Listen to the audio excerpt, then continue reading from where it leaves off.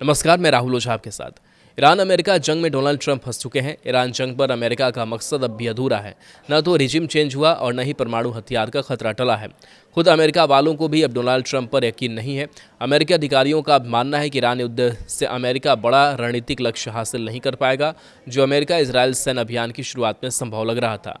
America का मकसद था ईरान की धार्मिक सत्ता को गिराना और तेहरान को हमेशा के लिए परमाणु हथियार से दूर रखना। मगर अमेरिका के ये दोनों मकसद कामयाब होते नहीं दिख रहे हैं।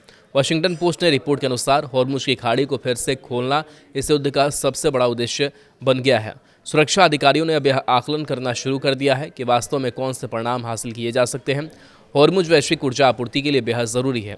यह 20% ईंधन का रास्ता है। रिपोर्ट के मुताबिक ईरान की पकड़ को इस अहम शिपिंग लेन यानी हॉर्मुज से तोड़ना अमेरिका को युद्ध को समाप्त करने का मौका दे सकता है। इससे ऊर्जा संकट कम हो सकता है और भविष्य में हमलों के खिलाफ ईरान की ताकत भी घट सकती है। अमेरिकी राष्ट्रपति डोनाल्ड ट्रंप ने सोमवार को कहा कि वाशिंगटन एक ईरानी नेता के संपर्क में है और दावा किया है कि ईरान अब युद्ध समाप्त करने के लिए समझौता करना चाहता है। उन्होंने ईरान को हॉर्मुज की खाड़ी फिर से खोलने के लिए समय सीमा भी बढ़ा दी है। अब ईरान के पास इस पर अमल करने के लिए 5 दिन और हैं, वरना उसके पावर प्लांट्स पर हमला हो सकता है। डोनाल्ड ट्रंप ने कहा कि ईरान समझौता करना चाहता है और इस हफ्ते समझौता होने की बहुत अच्छी संभावना है। उन्होंने बताया कि बातचीत में अमेरिकी दूत स्टीव विटकॉफ और जारेड कुशनर शामिल हैं, लेकिन यह नहीं बताया कि कौन सा ईरानी अधिकारी इसमें शामिल था।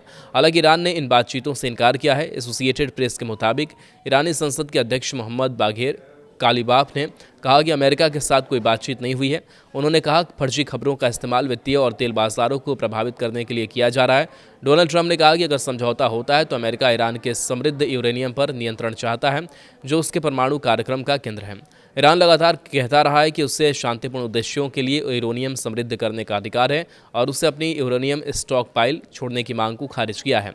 एसोसिएटेड प्रेस के अनुसार ईरान ने 9 परमाणु हथियारों के लिए आवश्यक हथियार ग्रेड यूरेनियम बनाने के लिए 99% सेंट्रीफ्यूज कार्य पूरा कर लिया है, जो हथियार नियंत्रण और फ्यूजन एनर्जी पर शोध करते हैं। अंतर्राष्ट्रीय परमाणु ऊर्जा एजेंसी का अनुमान है कि जून 2025 तक ईरान के पास 440.9 किलोग्राम उच्च स्तर का समृद्ध यूरेनियम है। परमाणु मुद्दा अब भी बड़ा विवाद बना हुआ है, जबकि द वाशिंगटन पोस्ट के अनुसार अमेरिकी अधिकारियों का मानना है कि मौजूदा संघर्ष के जरिए ईरान को परमाणु हथियार हासिल करने से हमेशा के लिए रोकना संभव नहीं है।